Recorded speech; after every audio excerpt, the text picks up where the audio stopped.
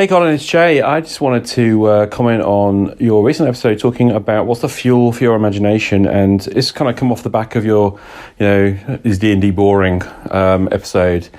And I've been listening in really intently to that. It's really interesting. I thought that what Joe had to say last episode was one of the most sensible things I'd ever heard Joe say, and he's a good guy. He says a lot of sensible things, but it was awesome. It really struck a note for me, so thanks for that, Joe. I think for me, what fuels my imagination is not one thing. It is actually a really interesting kind of blend of elements. Now, the root of what fuels my imagination and in what shuts down my game is actually a subject we don't like to talk about very much. It's very close to my heart right now, and it is the subject of fear. What I'm talking about is I have a number of fears about being a GM or even being a player that what I do helps with.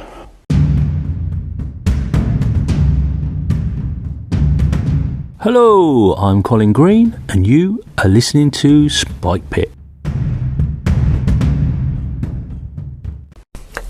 This great call-in from Che Webster actually caught me a bit off guard, I want to say. Unawares, talking about fear. Now, he mentions in the call that it's something we don't like to talk about, a bit uncomfortable, talking about fear. And yeah, I think he's spot on. We dress it up maybe as nerves or sometimes anxiety, whatever you want to call it. Somewhere there is this bit of fear, and I got to honestly say that I don't think I've ever thought about it like that. I wonder, is part of it that we don't want to think that we're in some way frightened about doing something that we associate with our hobby and something we're sort of talking about and suggesting that we enjoy. Somehow there's this clash going on. This is our hobby, something we choose to do. We talk about enjoying it, having fun, yet there's this talk of fear. And I think Che is right. There is, from my own point of view, you kind of fear perhaps a rejection or failure. I'm not so much perhaps worried what other people think of me or my abilities. Sometimes I think it's more myself. I know that if I feel that I haven't done my best and I've run a bad session, I know that I will feel a little bit down, a little bit deflated, because I feel like I should have done better, I could have done better, I've missed an opportunity to run a great session and I've done something a bit crap. I guess it's that fear of failure, really. Yeah, fear of failure. And maybe Che's talking a little bit more about some acceptance and recognition. So these are personal fears that people are perhaps encountering, but I don't think that it's too much to talk about fears. But anyway, I've interrupted Che. Let's get back to what he was saying.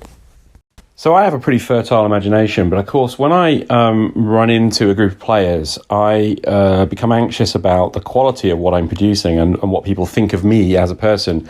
That's my problem, but it is actually a thing that will eventually shut down my game. So if I feel like what I'm doing is boring other people or they're not enjoying it, that will shut me down. So the first element is, how do people react to me? How do the players react to what we're doing? And that can happen quite quickly. If a couple of sessions go, and even sometimes one session, and it's not feeling good, and they're not responding really positively, and I mean specifically as well, that kind of need to be quite specific about their response. It's no good to say to me, oh yeah, it was good, or it's fine. I need to hear what people liked, because that then helps me to build the next session on what they like. I want to do more of what people like. That's what fuels my imagination in step one. The next element is actually about adjudication, and this is where rules come in. So for me, having rules that are quite detailed allows me to feel that I'm being fair in my adjudications. I'm not very comfortable making GM fiat decisions because I worry that will annoy the players and they will reject that decision and that will cause a conflict. So for me, having a mechanism in the game that allows us to test the abilities of the characters, say a skill check or something like that, really great example of doing that, allows me to feel like I'm being fair, that if the players have built a character that's fair and I'm adjudicating in a fair way, then nobody's going to get upset with each other about the outcomes that happen in the play. So that's the second thing. The rules are a skeleton which kind of hold up the whole structure for me and allow me to adjudicate fairly. And probably the biggest thing, once we get rolling, the guys are enjoying the game, the rules are fair, now the world itself is a collaborative thing for me. And I always feel like if it's all on me, that I've got to create, and the players are sitting there going, come on, make us laugh, that's a pressure I can't handle. I fear that the quality of what I do won't be up to it, and I'll start shutting down.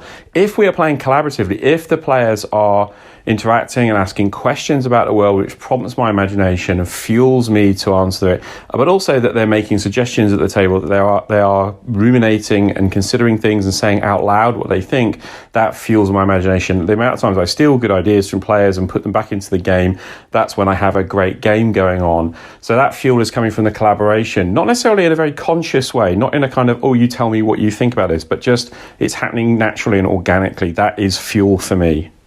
I've got to butt in again just because, again, Che's hit the nail on the head. Collaboration, it is a great to get that feedback. And when you're collaborating together as a group around the game, the session, it's this feedback loop. You're all inspiring each other. Everything's going along swimmingly and you can't beat it. I think that's one of the strengths of the role-playing game, that collaborative thing that I really do think is one of the main things that keeps us coming back to the table time and time again. And if it's not there, I can see somebody who's sort of facilitating the session blaming themselves, and maybe unfairly, but I've butted in again. Che's got some more points and spoilers. I'm agreeing again with some stuff that he's got to say. So let's get on to that. And then the last thing is really sort of external prompts, which is a range of things. So, for example, taking a module and nicking things from it. I find it very hard to use kind of pre-written modules and stuff like that as written, but I can use them as a prompt quite effectively. Other external things like creating or having random tables to roll things on that prompt imagination, that prompt ideas, that throw random stuff into the mix. An element of the random, that doesn't mean say completely bizarre, just that things that are generated procedurally is a really helpful set of tools. They take a bit of effort to set up, but they are a brilliant scaffold and support to the imagination, a spark, if you like, that kind of fires the fuel. What I would say here is that my games that have lasted longest have always used those elements because it kind of, if I get into a rut, I can always roll something and see what happens. That's my thoughts. Game on, man. Thinking on it some more, I just wanted to add about being a player, that it's not so much the mechanisms of the game that I'm looking to there, but I like detail in what's going to be building my character, I guess. What are the elements I can put together? The reason, again, is because I don't much like GM fiat, so I don't much like relying on the opinion of the GM to allow me to do something in a game. I find very often GMs reject some of the ideas that I have or thoughts that I have. Much better for me to have kind of laid out, I guess, options and choices that I can make that are really hard define for me the various tools that I have in how I play my character. And that then gives me a reassurance that I can kind of appeal to the mechanism of the game rather than rely on the whims of a GM that I guess I just don't trust necessarily. Sad to say. Anyway, just an extra thought. Game on. Che Webster of Roleplay Rescue there on top form. I think we can agree, a great set of call-ins, some good solid advice, some thought-provoking comments, some personal feelings, etc. Can't ask for any more, so big thanks to Che for taking time to call the stuff in and contribute to the show. I totally go along with what he's saying with regards to published material. Something I struggle with. I end up nearly always derailing myself, and inspiration will send me off on a sidetrack, and before I know it, the published material has just been left behind, and I'm picking over the bones to kind of get some value out of my purchase. Particularly with the WotC stuff, I find that's what happens. It's not a problem. I'm quite happy with that. Of course, all the time and perhaps effort they spend in designing encounters and trying to explain what level characters should be, I never pay any regard to any of that stuff. And I've talked about it before. I think part of it is I get quite keen to really drive the session and get things going, and my memory is not the best, and it seems it doesn't matter how much I read these materials, I just forget stuff, and I'd be constantly referring to it, and I don't want to do that. I want to be looking at the players, looking at my dice, and the most I want to do is perhaps roll on a random table or have a quick look at a map or a short room description. And you know, that is not really what those big adventure books are all about. In fact, a lot of the old school stuff that the kind of independent publishers put out, the likes of I forget the name of the adventure, that the Coral Cave or something like that. There's an adventure in Into the Odd, and I was looking through Into the Odd again recently, and the way that adventure is set out, it's this kind of bullet points idea, but really short, descriptive and evocative text that fires your imagination, a simple map. I don't need a lot. I don't need reams and reams of stuff that I just get lost in. I know there's a lot of people very similar, and it's been talked about before, but I'm not convinced that the WotC book is designed to be something that you sit at a table with and run. It seems to me it's a sort of more of an experience of entertainment. Like you read a book, you sit and read these things and immerse yourself in them, and if you've got time for that, I think they're really cool. I love some of the ideas, but perhaps like Che, I guess I just kind of panic, start screwing the thing up, and I just leave the book to one side when it all kicks off. I can't follow the book. I've tried, just can't do it. And then Che's other point, of course, really the trust issue thing. What can I say? If you don't trust your GM, then that is the time when something like a rule book is really gonna come into its own. I think a lot of these systems that have a sort of a tournament scene or an organised play sort of thing going on, or something like Adventurers League or the various other ones out there, you're running into groups that maybe don't play together very often. So a really codified and detailed rule book with lots of edge cases explained out, it is going to help with this. A word that Che used a lot, fairness. And yeah, I can totally understand that.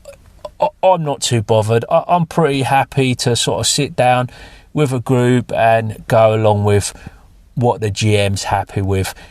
If I don't trust them, really, I'm probably just not going to play. It's going to be like a one session, and then this is not really working out for me, and I'll I just move on to something else.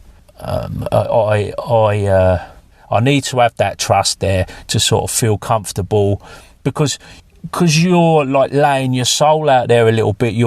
If you're getting into your character and you sort of, you feel like you've got to trust the other people at the table to maybe not be judgmental. And I've had a couple of dodgy experiences of this where, you know, I've bared my soul about things, and then I've felt a little bit like you've been misunderstood, or you've perhaps been mocked a little bit unfairly, and that's a bit sad. And I don't dwell on those things. I try and move on. And talking of moving on, hey Colin, Jason here. Just want to comment on your trip in nostalgia, going back where you grew up and all that. I did that about 15 years ago with my wife. We went back to Claymont, Delaware, where I spent some years as a youth, and I think we went up to Wilmington too. But anyway, point being, your comment about everything is so much smaller than you remember it, I had the exact same thing. Everything was so much smaller than I remembered it. You know, as a little kid, my grandparents' house was, you know, huge, and it seemed to me really big, and driving by as an adult, you know, it was this tiny little place. And so yeah, I can definitely, you know, relate to some of those memories and coming back and finding things totally changed. The other thing I want to mention is, you comment on all the CCTVs. I refer you to the novel series The Laundry if you want to know what those CCTVs are for. I know I said The Laundry, I meant The Laundry Files, of course, by Charles Strauss. And I think pretty much most people in our community would be familiar with those. But if you're not familiar with those, yeah, check it out. There's a more sinister purpose the government wants to use those CCTVs for in case of emergency. Talk to you later. super glad Jason made this call in. I sometimes wonder if I'm the only person who gets up to these strange things, driving about their old haunts and having weird thoughts about the scale of stuff. Clearly, I'm not, so big thanks to Jason Connerley of Nerds RPG Variety Cast. I've since done a good bit of looking into the whole Marsh Farm area. There's a few interesting stories that came to light as a result. I'll probably talk about that a little bit more at another time. And I've kind of got like a little project going on in the background. Part of an exercise I'm doing using some new Affinity software on the computer. I picked up Publisher, Photo and Designer. I'm using some of the ideas that came to me when I made this trip down memory lane. I'm taking that as inspiration for this exercise of familiarising myself and learning the software a little bit, as well as just lately I've had to put some time into my gardening business. I'm revamping that. It took a bit of a downturn this year. I don't know if it was just the COVID thing. I lost a little bit of enthusiasm and got myself a bit too distracted with one thing and another, role-playing games. And I don't know, sometimes you fall back on your hobbies when perhaps your job or whatever is not going as smoothly as you perhaps would like, and you kind of make excuses for not doing the important things, and you just kind of goof around in your imaginary world for a bit. But I've shaken that off. I'm trying to make the most of the closing days of 2020, looking and hoping that 21 will be way better. Yeah, I'll be more inspired to jump into some gardening work and get some new clients and get rid of some of the old rubbish and people that are giving me aggravation. Not be afraid to change things up. I feel like I've stagnated a little bit, and don't know why I'm telling you this on an RPG podcast. It's quite enough of that. And I thank Jason for his recommendation of the Laundry Files.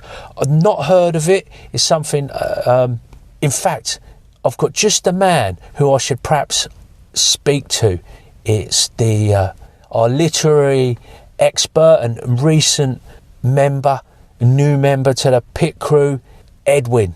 And he's calling in with a query about the River Lee, which its source is in some springs right near Marsh Farm. So let's hear what Edwin's got to say, and then I'll come back after and button up this episode. There is some more call-ins, but I feel this one's going quite long. Seems I've been in a bit of a rambling mood this evening.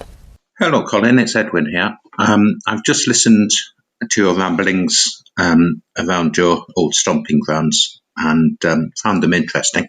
I was just wondering, though, when I think of the Lee Valley and regeneration and everything, I think of the 2012 Olympics. Did any of the money from those get your way? There might be something. Just struck me that you didn't mention it. That's all.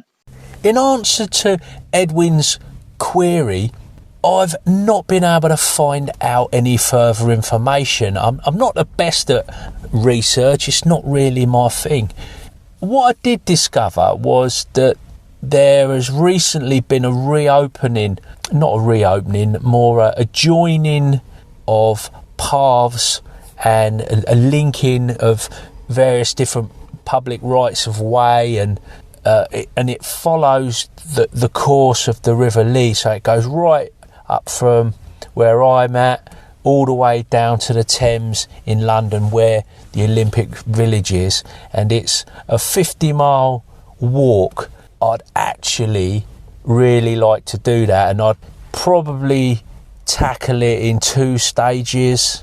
I'd like to think I could tackle it in 2 stages with maybe an overnight bit of wild camping in a hedge somewhere, or do it as possibly sort of 3-day visits. I don't know, they just don't feel, they're not as epic. They don't feel like a proper journey if you go out and do a little stretch, say, 15 miles, and then you go away and then come back another day, do maybe 20 miles. And it's all the to-ing and fro-ing. I don't know, it sort of feels like cheating. With that being like a leisure activity and a fitness thing, presumably the various different councils had to find funds. So I wonder if there was some grants that, there's that sporting link, and from memory, I think all this did sort of happen round about the time of the Olympics. So I wonder if there was money made available for that project as part of the renewal that went on with the River Lee at the time of the Olympics. But this is just conjecture, and I couldn't actually find out this information with a fairly casual search. And that's it. I'm going to call it a day there. Big thanks to Edwin King, Jason Connerley, and of course Che Webster. Their contributions made this episode what it is.